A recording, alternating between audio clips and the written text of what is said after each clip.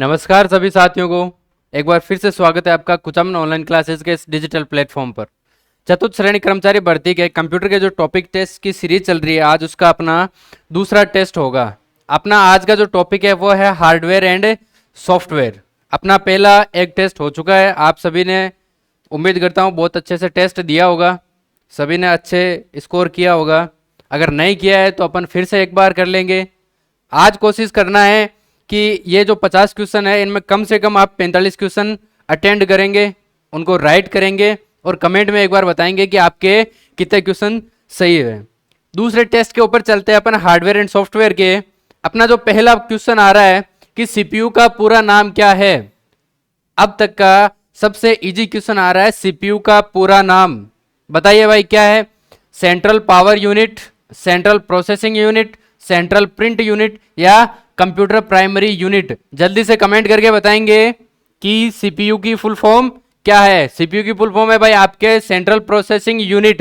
इसी से जुड़ी हुई एक चीज आपको याद रखनी है, इसको अपन कंप्यूटर का मस्तिष्क भी कहते हैं। क्या कहते हैं इसको? कंप्यूटर का मस्तिष्क या दिमाग भी कहते हैं। ये क्वेश्चन जी आपको सीधा सा पूछा जा सकता है, कंप्यूटर का मस्तिष्क या कंप्यूटर का दिमाग किसे कहते हैं, तो हो जाएगा आपका सीपीयू। चलो भाई, मॉनिटर किस प्रकार की डिवाइस है? जो मॉनिटर होती है, जो कंप्यूटर की स्क्रीन होती है, वो किस प्रकार की डिवाइस है? क्या इनपुट डिवाइस है, आउटपुट डिवाइस है, स्टोरेज डिवाइस है या प्रोसेसिंग डिवाइस है? कौन सी डिवाइस है ये? Output device. क्यों? क्योंकि ये अपने को क्या करती है? रिजल्ट देती है। क्या देती है अपने को? रिजल्ट। किस रूप के अंदर? एक वीडियो या इमेज के रूप में, एक पिक्सल के रूप में देती है। किस रूप में देती है? पिक्सल के रूप में। ये जो अपन सामने स्क्रीन लगी हुई देख रहे हैं, ये क्या कर रही है? अपने को कुछ भी विजुअल दिखा रही है, विजुअलाइजेशन का काम कर रही है। तो ये क्या है? कि आउटपुट है। कंप्यूटर माउस क्या है? जो कंप्यूटर का माउस होता है, जिसके थ्रू अपन कंप्यूटर को कंट्रोल करते हैं, कर्सर को कंट्रोल करते हैं, वो कौन सा डिवाइस है बताओ? Output device, input device, storage device या नेटवर्क डिवाइस? कौन सा डिवाइस है ये?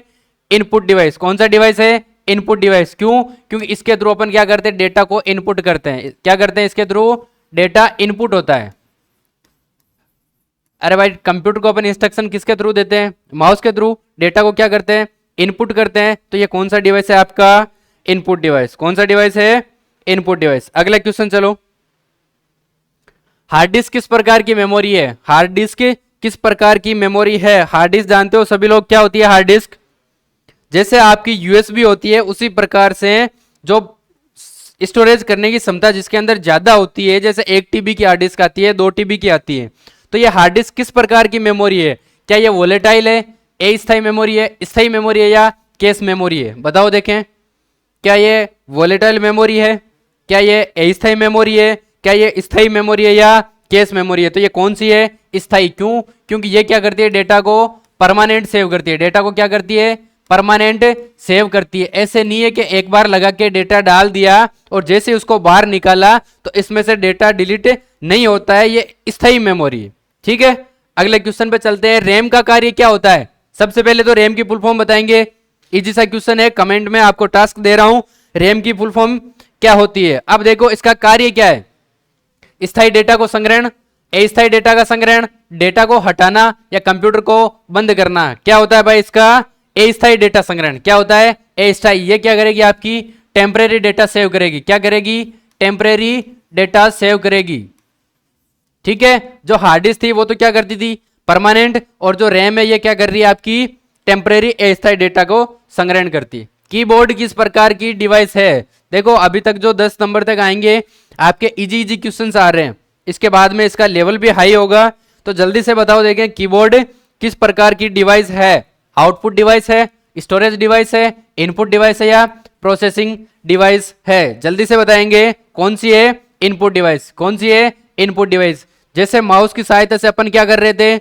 डेटा को इनपुट कर रहे थे, वैसे ही कीबोर्ड की सहायता से क्या करेंगे? डेटा को इनपुट करेंगे। ठीक है, कौन सा पोर्ट प्रिंटर को जोड़ने के लिए सबसे पहले प्रयोग किया जाता है? कोई भी प्रिंटर आपको ऐड करना है तो सबसे पहले आप कौन सा पोर्ट ऐड करेंगे? बताओ देखें। यूएसबी, एचडीएमआई, सीरियल या पैरेलल? कौन सी करेंगे? पैरेलल। हमेशा याद रखना, प्रिंटर को कनेक्ट करने के लिए आपको पैरेलल पोर्ट की जरूरत पड़ेगी। ठीक है, कौन से पोर्ट की जरूरत पड़ेगी? पैरेलल की। अगला क्वेश्चन देखो, स्कैनर का उपयोग किस लिए किया जाता है? जो स्कैनर होता है उसका उपयोग किस लिए किया जाता है? दस्तावेज छापने के लिए, डेटा को स्कैन करने के लिए, गेम खेलने के लिए या स्क्रीन देखने के लिए? जो स्कैनर होता है उसका प्रयोग किसके लिए किया जाता है? डेटा को स्कैन करने के लिए। किसके लिए? डेटा को स्कैन करने के लिए। आप जैसे ऑनलाइन पेमेंट करते हो, ठीक है, ऑनलाइन पेमेंट करते हो तो आपके सामने एक क्यूआर कोड होता है, दुकान वाले का एक क्यूआर कोड होता है। अब आप अपने मोबाइल से किसी भी यूपीआई ऐप से उस पेमेंट करते हो तो उस क्यूआर कोड को क्या करते हो? आप स्कैन करते हो। क्या करते हो? स्कैन। तो आपका मोबाइल उस टाइम क्या है? स्कैनर है। किस रूप में काम कर रहा है? आपका मोबाइल एक स्कैनर के रूप में काम कर रहा है। और जो सामने रखा हुआ वो क्या है? एक क्यूआर कोड है। अपन कई बार देखते हैं, जाते दुकान वाले से बोलते हैं कि स्कैनर देना, पेमेंट करता हूं। स्कैनर वो नहीं देगा, स्कैनर आपका मोबाइल है, क्योंकि वो क्या कर रहा है? डेटा को स्कैन कर रहा है। और जो सामने रखी हुई चीज है वो क्या है? क्यूआर कोड है। ठीक है, तो स्कैनर का उपयोग क्या होता है? डेटा स्कैन करने के लिए। ठीक है, अगला क्वेश्चन देखो। एक हार्डवेयर उपकरण जो बिजली बंद होने पर भी डेटा स्टोर कर सकता है, एक कौन सा हार्डवेयर डिवाइस है जो लाइट जाने के बाद में भी डेटा को स्टोर रख सकता है? देखो, रैम, कैश, हार्ड डिस्क या रजिस्टर। बताओ, देखें अभी पीछे क्वेश्चन आया है, इनमें से कौन सा लाइट जाने के बाद में भी क्या होगा? डेटा को सेव रखेगा। देखो, रैम क्या है? टेम्परेरी है। कैश मेमोरी क्या है? टेम्परेरी है। रजिस्टर क्या है? टेम्परेरी है। लेकिन हार्ड डिस्क क्या है? परमानेंट है। हार्ड डिस्क क्या करती है? परमानेंट डेटा सेव करती है। ठीक है, तो आंसर हो जाएगा आपका सी। आगे चलो, कंप्यूटर में यूपीएस का मुख्य कार्य क्या है? यूपीएस जानते हैं क्या होते हैं? कंप्यूटर के एक तो होता है सीपीयू, एक होता है यूपीएस। यूपीएस क्या होता है बताओ देखें। इसको वाईफाई देना, पावर बैकअप देना, वायरस हटाना या ऑपरेटिंग सिस्टम चलाना। यूपीएस का क्या काम होता है? देखो, यूपीएस का काम आपने घर में जैसे इन्वर्टर देखा है, लाइट जाते इन्वर्टर क्या होता है? ऑन हो जाता है, आपके बल्ब ऑन हो जाते हैं। उसी हिसाब से कंप्यूटर के अंदर एक छोटा इन्वर्टर लगता है जिसको अपन यूपीएस कहते हैं। इसका काम क्या होता है कि काम करते करते अगर मान लो लाइट का कनेक्शन कट हो जाता है या लाइट चली जाती है तो ये आपको थोड़े समय के लिए पावर का बैकअप देगा। क्या करेगा? पावर का बैकअप देगा, जिससे आप जो काम कर रहे हो उस डेटा को सेव कर सकते हो। बंद होने से कंप्यूटर उससे पहले पहले डेटा को सेव कर लोगे, या कोई इंपॉर्टेंट काम है तो वो आप काम कर सकते हो। लेकिन ये क्या करता है? आपको थोड़े समय के लिए देगा। क्या करेगा? थोड़े समय के लिए। इसकी कैपेसिटी कम होती है यूपीएस की। जिस हिसाब से आपका इन्वर्टर काम करता है उसी हिसाब से कंप्यूटर में कौन काम करता है? यूपीएस काम करता है। ठीक है, इसका काम क्या हो गया? पावर बैकअप देना। विंडो 10 क्या है? विंडो 10 क्या है बताओ देखे। क्या है? एक एंटीवायरस है, एक ऑपरेटिंग सिस्टम है, एक ब्राउजर है या एक हार्डवेयर है? क्या है बताओ? विंडो 10 क्या है?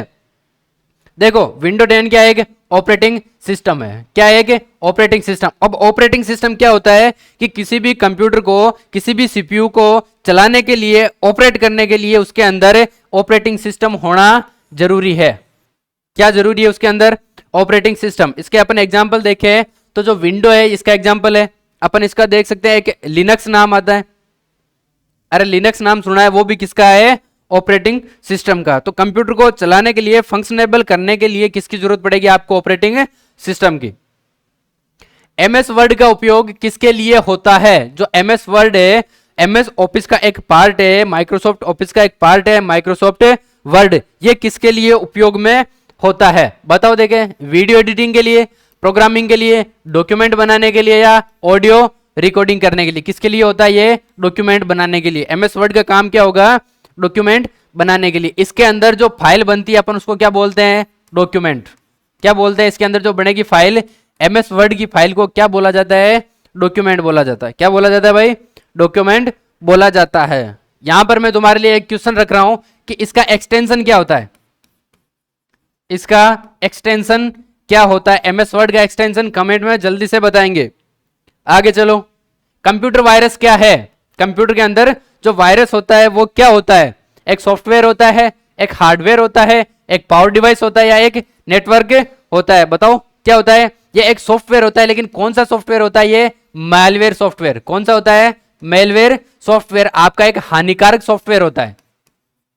क्या होता है? एक हानिकारक सॉफ्टवेयर होता है, या हानिकारक आप प्रोग्राम बोल सकते हो उसको। हानिकारक एक प्रोग्राम होता है जो आपके कंप्यूटर को क्या करेगा?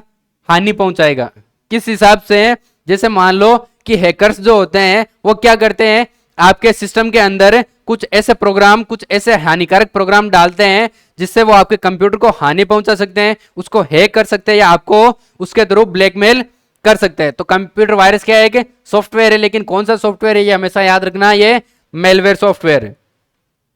सॉफ्टवेयर को अपडेट करने के क्या लाभ होते हैं? जो आपका सॉफ्टवेयर होता है उसको अपडेट करने के क्या क्या लाभ होते हैं बताओ। कंप्यूटर स्लो हो जाता है उससे, या कंप्यूटर हैंग हो जाता है, नई सुविधाएं और सुरक्षा मिलती है, या डिस्क फॉर्मेट हो जाती है। इससे क्या होता है, आपको नई नई सुविधाएं मिलेगी और उससे सिक्योरिटी भी बढ़ेगी। अगर आप अपने सॉफ्टवेयर को परमानेंट अगर उसको अपडेट रखते हैं तो आपको क्या होगा, नई सुविधाएं मिलेगी और सिक्योरिटी भी मिलेगी। एंटीवायरस क्या है? देखो, गेम चलाना है, वायरस से सुरक्षा देना है, फाइल हटाना है या नेटवर्क बंद करना है। एंटीवायरस क्या होता है बताओ, देखे जल्दी से। एंटीवायरस क्या होता है? ये वायरस से क्या करता है, आपको सुरक्षा प्रदान करता है। क्या करता है? वायरस से सुरक्षा प्रदान करता है। अगर आपके कंप्यूटर के अंदर एंटीवायरस लगा हुआ है तो वायरस आपके कंप्यूटर को कुछ भी नहीं कर सकता, आपके कंप्यूटर को हानि नहीं पहुंचा सकता। देखो, फ्रीवेयर सॉफ्टवेयर क्या होते हैं, या फिर कौन कौन से होते हैं फ्रीवेयर सॉफ्टवेयर? देखो, जो मुफ्त में उपलब्ध होते हैं, या केवल लाइसेंस वाले होते हैं, केवल ऑफिस के लिए होते हैं, या केवल विंडोज में चलने वाले होते हैं। ये क्या होते हैं, आपके मुफ्त में मिलते हैं। क्या होते हैं? मुफ्त में मिलते हैं फ्रीवेयर सॉफ्टवेयर। ये क्वेश्चन बहुत इंपॉर्टेंट हो सकता है 4th ग्रेड की दृष्टि से देखें तो ये एक आपने नाम सुना होगा, FOSS। कभी सुना है FOSS? Free and open source software. क्या होती है? Free and open source software. ये कौन से सॉफ्टवेयर होते हैं? जैसे मान लो कि आप जो MS वर्ड है, या एक डिजाइनिंग सॉफ्टवेयर आता है आपके कोरेल, ठीक है, ये क्या होता है, एक पेड सॉफ्टवेयर है। ये क्या होता है, एक पेड सॉफ्टवेयर है। लेकिन जो FOSS है, free and open source software है, ये क्या करते हैं, इसकी इलीगल कॉपी बेचते हैं। ये क्या करते हैं, इसकी इलीगल कॉपी बेचते हैं। ये आपको जो पेड सॉफ्टवेयर है उसको क्या में दे देंगे, आपको ये फ्री में दे देंगे। जो पैसे लेके जो चीज खरीदी जाती है उस चीज को ये क्या कर देंगे, फ्री के अंदर दे देंगे। ठीक है, तो जो फ्रीवेयर सॉफ्टवेयर क्या होते हैं, जो मुफ्त में उपलब्ध होते हैं। आगे चलो देखें, ब्राउजर का उदाहरण है। इनमें से ब्राउजर का उदाहरण कौन सा है? क्या क्रोम है, विंडो है, एक्सेल है या पेंट है? कौन सा है आपका? क्रोम। क्रोम किसके द्वारा चलता है? गूगल के द्वारा। किसका बनाया हुआ है? क्रोम गूगल का बनाया हुआ है। ठीक है, आगे चलो। सॉफ्टवेयर का प्रमुख प्रकार कौन कौन से हैं? सॉफ्टवेयर के प्रमुख प्रकार कौन कौन से हैं? देखो, सिस्टम सॉफ्टवेयर और एप्लीकेशन सॉफ्टवेयर। कितने प्रकार के होते हैं भाई? 2 प्रकार के। कितने प्रकार के होते हैं? एक होता है आपका सिस्टम सॉफ्टवेयर। क्या होता है? System software. और दूसरा क्या होता है आपका? Application software. दूसरा क्या होता है आपका? Application software. तो याद रखना, सॉफ्टवेयर के प्रमुख प्रकार कौन कौन से हैं? सिस्टम सॉफ्टवेयर और एप्लीकेशन सॉफ्टवेयर। ऑपरेटिंग सिस्टम क्या करता है? जो आपका ऑपरेटिंग सिस्टम है वो क्या करता है? केवल डेटा सेव करता है, या गेम इंस्टॉल करता है, हार्डवेयर और यूजर के बीच संपर्क बनाता है, या वेबसाइट बनाता है? ऑपरेटिंग सिस्टम क्या करता है? हार्डवेयर और यूजर के बीच में संपर्क बनाता है। हार्डवेयर, जैसे मान लो कि ये आपकी कंप्यूटर की स्क्रीन लगी हुई है, या आपकी कंप्यूटर की स्क्रीन लगी हुई है, यहां पर एक यूजर बैठा है, ठीक है, ये इस पर काम कर रहा है। अब ये क्या है? एक हार्डवेयर है, ये क्या है? आपका यूजर है। अब इन दोनों के बीच के अंदर जो संपर्क होगा किसके थ्रू होगा? ऑपरेटिंग सिस्टम के थ्रू। किसके थ्रू होगा वो? ऑपरेटिंग सिस्टम के थ्रू। अब ये हार्डवेयर है, एक डब्बा पड़ा है, ठीक है, और ये क्या है? एक आदमी है। अब इन दोनों के बीच में बात हो सकती है क्या? नहीं हो सकती ना। तो ये किसके थ्रू बात करेंगे? ये करेंगे आपके ऑपरेटिंग सिस्टम के थ्रू। किसके थ्रू करेंगे? ऑपरेटिंग सिस्टम के थ्रू। तो ऑपरेटिंग सिस्टम का क्या काम हो गया? हार्डवेयर और यूजर के बीच संपर्क बनाना। लिनक्स क्या है? क्या एक ब्राउजर है, या ओपन सोर्स ऑपरेटिंग सिस्टम है, या हार्ड डिस्क है, या पावर सप्लाई है? तो लिनक्स आपका क्या है? Open source operating system. Open source operating system, नाम से देख लो, अगर ओपन सोर्स है तो ये क्या मिलेगा आपको? फ्री मिलेगा। सॉफ्टवेयर कोडिंग के लिए सबसे प्रसिद्ध भाषा कौन सी है? सॉफ्टवेयर के लिए कोडिंग जो प्रोग्रामिंग की जाती है उसकी सबसे फेवरेट, सबसे प्रसिद्ध भाषा कौन सी है बताओ? HTML, MS वर्ड, पाइथन या एक्सेल? कौन सी है? पाइथन। कौन सी है भाई? पाइथन। लेकिन HTML क्या की जाती है? ये वेबसाइट डिजाइन करने के लिए की जाती है। HTML किसके लिए? वेबसाइट। फुल फॉर्म क्या होती है आपकी? Hyper text markup language. HTML hyper text markup language किसके लिए यूज होती है? वेबसाइट डिजाइन करने के लिए। किसके लिए? कोई भी वेबसाइट डिजाइन करने के लिए क्या होगी? HTML। और कोई भी सॉफ्टवेयर के लिए कोडिंग करने के लिए कौन सी होगी आपकी? पाइथन। और जो एक्सेल और ये MS वर्ड है ये तो आपको पता ही होगा। चलो, फाइल एक्सटेंशन .exe किसका सूचक है? भाई कौन सी सॉफ्टवेयर की जो फाइल होती है उसका एक्सटेंशन .exe है? जल्दी से बताओ देखें। टेक्स्ट फाइल का, इमेज फाइल का, या एग्जीक्यूटेबल फाइल का, या फिर ऑडियो फाइल का? जल्दी से बताओ किसका है .exe? एग्जीक्यूटेबल फाइल का। किसका है? एग्जीक्यूटेबल फाइल का। कंट्रोल प्लस एस का प्रयोग किस लिए होता है? कंट्रोल प्लस एस का प्रयोग किस लिए होता है? सबसे इजी क्वेश्चन है, अगर यही नहीं आ रहा तो याद करो। किसके लिए होता है? सेव करने के लिए, बंद करने के लिए, कॉपी करने के लिए, या प्रिंट करने के लिए। कंट्रोल प्लस एस का यूज किसके लिए होता है? सेव करने के लिए। लेकिन एक बार सेव करने के बाद उसको अगर दूसरी जगह, दूसरे फोल्डर में सेव करना है तो आपका क्या हो जाएगा? Control plus shift plus S. ये फॉर्मूला याद रखना दोनों। कंट्रोल प्लस एस किसके लिए होगा? सेव करने के लिए। और एक फाइल को दो जगह, तीन जगह अगर आपको सेव करना है तो control plus shift plus S. ठीक है, चलो। प्रोग्रामिंग की पहली पीढ़ी की भाषा कौन सी थी? जो पहली पीढ़ी थी, पहली पीढ़ी के कंप्यूटर आते थे, पहली पीढ़ी की प्रोग्रामिंग होती थी, उसकी भाषा कौन सी थी? बताओ। सी लैंग्वेज थी, या असेंबली थी, मशीनी भाषा थी, या बेसिक थी? कौन सी थी आपकी? मशीनी भाषा। एक सिस्टम यूनिट में क्या नहीं होता है? जो एक सिस्टम यूनिट होती है उसके अंदर क्या नहीं होता है? CPU भी होता है, रैम भी होती है, मदरबोर्ड भी होता है, लेकिन मॉनिटर नहीं होता है। ठीक है, जो एक सिस्टम यूनिट होती है, जो आपका प्रोसेसर होता है, उसके अंदर क्या क्या आते हैं? उसके अंदर CPU भी आता है, उसके अंदर रैम भी आती है, उसके अंदर मदरबोर्ड भी आता है, लेकिन मॉनिटर एक अलग चीज हो गई। GUI का पूरा नाम क्या है? GUI का पूरा नाम क्या है? अगर आपने 4th ग्रेड वाली क्लासेज ली है, जो टॉपिक सीरीज चली थी उसकी क्लासेज ली है, तो ये क्वेश्चन आप जरूर करोगे। बताओ देखें क्या होती है? Graphical user interface. लो भाई, सबसे पहला आ गया ग्राफिकल यूजर इंटरफेस। GUI का काम क्या होता है? कि जो भी सामने आदमी बैठा है उसके और कंप्यूटर के प्रोसेसर के बीच के अंदर इंटरफेस प्रदान करना होता है। ठीक है, चलो। कंप्यूटर में डेटा किस रूप में संग्रहित होता है? कंप्यूटर के अंदर डेटा किस रूप में संग्रहित होता है? बताओ। अक्षरों के रूप में, चित्रों के रूप में, ध्वनि के रूप में, या बाइनरी में? किस में होता है? बाइनरी के अंदर। बाइनरी के अंदर कैसे होता है? बाइनरी के 2 डिजिट होते हैं। बाइनरी डिजिट कितने होते हैं? 2 डिजिट होते हैं। याद रखना 0 एंड 1, ये क्या होते हैं? बाइनरी डिजिट होते हैं। लेकिन इन बाइनरी डिजिट को कंप्यूटर में अपन सेव कैसे करेंगे? 0s and 1s।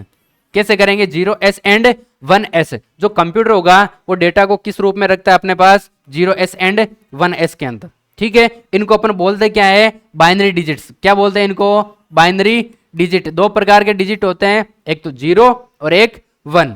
ठीक है, चलो। कौन सा सॉफ्टवेयर टेबल, फॉर्मूला और डेटा विश्लेषण के लिए प्रयोग होता है? इनमें से कौन सा सॉफ्टवेयर है जिसके अंदर आप टेबल भी लगाओगे, फॉर्मूला भी लगाओगे और डेटा का विश्लेषण भी होगा? या जहां पर ये फॉर्मूला नाम आ गया ना, सीधा आप आ जाओ MS एक्सेल पे। जहां पे भी आपको फॉर्मूला दिखता है, सीधी सी बात आ जानी चाहिए कि ये MS एक्सेल में होगा, या फिर अगर दूसरी चीज देखे तो ये क्या होगा? SQL के अंदर होगा। कहां पर होगा? SQL के अंदर। लेकिन SQL क्या है? एक हाई प्रोफाइल लैंग्वेज है। क्या? एक हाई प्रोफाइल लैंग्वेज है जो क्या होती है? Structured query language.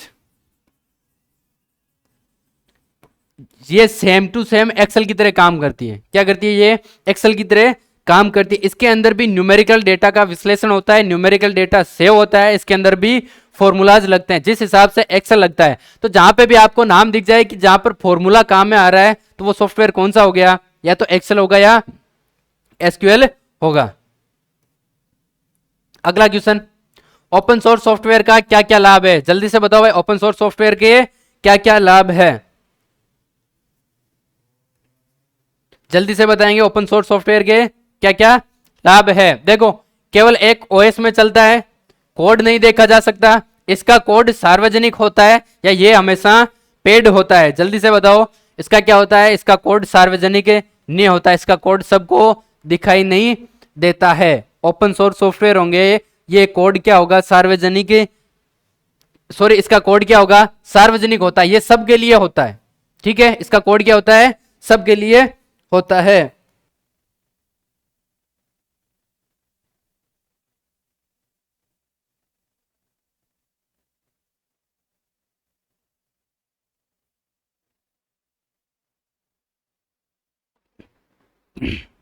देखो, जो ओपन सोर्स सॉफ्टवेयर होंगे इसका कोड क्या होगा, सार्वजनिक होगा, सबको दिखाई देगा। ठीक है, सबको दिखाई देगा, तो इसका क्या फायदा है कि इसको कोई भी यूज कर सकता है। क्या होगा, इसको कोई भी यूज कर सकता है, कोई भी इसमें एडिट कर सकता है। ठीक है, अगर मान लो आपने एक सॉफ्टवेयर लिया, ठीक है, अब आपको लगा कि यार इसमें थोड़ी सी गड़बड़ है, इसमें थोड़ी सी कुछ चेंजेस करने हैं, तो इसके कोड क्या होंगे, सार्वजनिक होंगे। उस कोड को आप कॉपी करो वहां से, और उसके अंदर जो भी आपको चीज एडिट करनी है वो एडिट करके आप उसको क्या कर सकते हो, यूज कर सकते हो। ठीक है, बूटिंग प्रक्रिया कब शुरू होती है, बूटिंग प्रक्रिया कब शुरू होती है बताओ, जब सॉफ्टवेयर इंस्टॉल करते हैं तब, जब कंप्यूटर चालू करते हैं, या जब कंप्यूटर को बंद करते हैं, या जब डेटा को सेव करते हैं। तो बूटिंग कब भी प्रक्रिया कब शुरू होती है, जब कंप्यूटर चालू करते हैं। HTML का उपयोग किसमें किया जाता है, HTML का उपयोग किसमें किया जाता है, एनिमेशन के अंदर, या वेब पेज बनाने में, ऑडियो एडिटिंग में, या गेमिंग में। अभी जस्ट बताया था मैंने, HTML हाइपरटेक्स्ट मार्कअप लैंग्वेज किसके लिए होती है, वेब पेज और वेबसाइट के लिए। ठीक है, तो वेबसाइट कैसे होती है, किससे मिलकर बनी होती है, वेब पेज से मिलकर बनी होती है। अपन इसकी ये जो परिभाषा क्या पढ़ते हैं कि collection of web pages is called website. छोटे छोटे वेब पेज मिलके क्या बनाते हैं, एक वेबसाइट बनाते हैं, जो किसके अंदर बनती है, आपकी HTML लैंग्वेज के अंदर, जिसकी फुल फॉर्म क्या होगी, hyper text markup language. Computer का फाउंडर किसे कहा जाता है, जल्दी से बताओ भाई, कंप्यूटर का फाउंडर किसे कहा जाता है, Bill Gates, Charles Babbage, Steve jobs, या एलन ट्यूरिंग। कंप्यूटर के पापा कौन है, जल्दी से बताएंगे, क्वेश्चन तीसरी बार आ रहा है। कौन है, चार्ल्स बेबेज। कौन है भाई, चार्ल्स बेबेज। फाइल को डिलीट करने पर वे कहां जाती है, कोई भी फाइल है, मान लो आपने अपने फोन में से कोई भी फोटो डिलीट की, वो कहां जाती है, एक अलग से उसका फोल्डर बना हुआ होता है, रिसेंटली डिलीट का नाम से, रिसेंटली डिलीट नाम से आपके फोन में एक फोल्डर बना हुआ होता है। आपने क्या किया, गैलरी से फोटो डिलीट की, वो वहां जाके सेव होगी। उसी हिसाब से अगर कंप्यूटर में से कोई फाइल डिलीट करते हैं तो वो कहां जाके सेव होती है, वो डेस्कटॉप पे होती है, रैम पे होती है, रिसाइकल बिन में होती है, या हार्ड डिस्क के अंदर। कहां होती है वो, रिसाइकल बिन में। कहां होती है, रिसाइकल बिन में। इसमें से आप इसको क्या कर सकते हो, वापस से रिस्टोर भी कर सकते हो। इसको क्या कर सकते हो आप, रिस्टोर भी कर सकते हो। MS पावर पॉइंट का प्रयोग किस लिए होता है, बताओ भाई, MS पावर पॉइंट का प्रयोग किस लिए होता है, वेबसाइट बनाने के लिए, या प्रेजेंटेशन बनाने के लिए, फॉर्मेटिंग के लिए, या मेल भेजने के लिए। किसके लिए होता है आपका, प्रेजेंटेशन बनाने के लिए। जो बड़ी बड़ी कंपनियां होती है, या जो भी कोई प्रोजेक्ट बनाए जाते हैं, उनकी जो ये प्रेजेंटेशन है किसमें बनाई जाती है, आपकी MS पावर पॉइंट के अंदर। कंप्यूटर में फायरवॉल किस काम में आता है, कंप्यूटर के अंदर जो फायरवॉल होती है वो किसके अंदर काम में आता है, इंटरनेट की स्पीड बनाने में, वायरस फैलाने में, या नेटवर्क सुरक्षा के लिए, या हार्डवेयर कंट्रोल के लिए। किसके लिए होती है भाई फायरवॉल, ये आपकी होती है नेटवर्क सुरक्षा के लिए। किसके लिए होती है, नेटवर्क सुरक्षा के अंदर। वॉल दीवार के नाम से आप जान सकते हो, इसकी सुरक्षा के लिए होती है। सिस्टम सॉफ्टवेयर का मुख्य उद्देश्य क्या होता है, जो आपके सिस्टम सॉफ्टवेयर होता है उसका मुख्य उद्देश्य क्या होता है बताओ, गेम चलाना, यूजर इंटरफेस प्रदान करना, म्यूजिक सुनना, या फिल्म देखना। किसके लिए होता है, यूजर इंटरफेस प्रदान करने के लिए। निम्नलिखित में से कौन सा एक एप्लीकेशन सॉफ्टवेयर है, इनमें से कौन सा एप्लीकेशन सॉफ्टवेयर है, जल्दी बताओगे। विंडो 10 है, MS वर्ड है, BIOS है, या लिनक्स है। कौन सा है आपका, MS वर्ड। कौन सा है, MS वर्ड। लेकिन ये जो लिनक्स है, BIOS है, या विंडो, ये क्या है आपके ऑपरेटिंग सिस्टम, ये क्या है आपके ऑपरेटिंग सिस्टम या ऑपरेटिंग सॉफ्टवेयर। और MS वर्ड क्या है आपका एप्लीकेशन सॉफ्टवेयर। सिस्टम सॉफ्टवेयर का उदाहरण क्या है, इनमें से सिस्टम सॉफ्टवेयर का उदाहरण क्या है, विंडो। क्या है भाई, विंडो। ये सारे क्या है, एडोब फोटोशॉप हो गया, MS एक्सेल हो गया, या VLC मीडिया प्लेयर। ये सारे क्या है, जल्दी से कमेंट में बताएंगे। एप्लीकेशन सॉफ्टवेयर किसके लिए उपयोग किया जाता है, एप्लीकेशन सॉफ्टवेयर किसके लिए उपयोग किया जाता है बताओ। एप्लीकेशन सॉफ्टवेयर केवल ऑपरेटिंग सिस्टम के लिए, या विशेष कार्य को करने के लिए, कंप्यूटर चालू करने के लिए, या नेटवर्किंग के लिए। एप्लीकेशन सॉफ्टवेयर किसके लिए उपयोग में होंगे,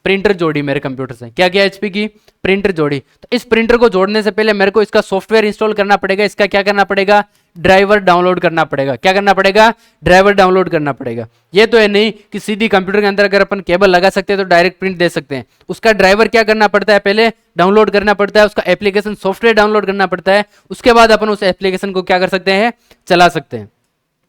लास्ट क्वेश्चन है अपना, सिस्टम सॉफ्टवेयर क्या नहीं कर सकता, बताओ सिस्टम सॉफ्टवेयर इनमें से क्या नहीं कर सकता। कंप्यूटर को चालू करना, या यूजर इंटरफेस प्रदान करना, या डेटा विश्लेषण करना, या हार्डवेयर को नियंत्रित करना। बताओ सिस्टम सॉफ्टवेयर इनमें से क्या नहीं कर सकता है, डेटा का विश्लेषण नहीं कर सकता है। क्या नहीं कर सकता है, डेटा का विश्लेषण नहीं कर सकता है।